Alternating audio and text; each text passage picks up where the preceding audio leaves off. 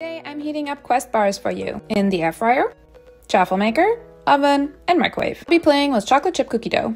4-gram net carbs, clean keto ingredients. I'm not a fan of the texture as is, so I'm looking forward to heating them up and see what that does. Very dense and compressed.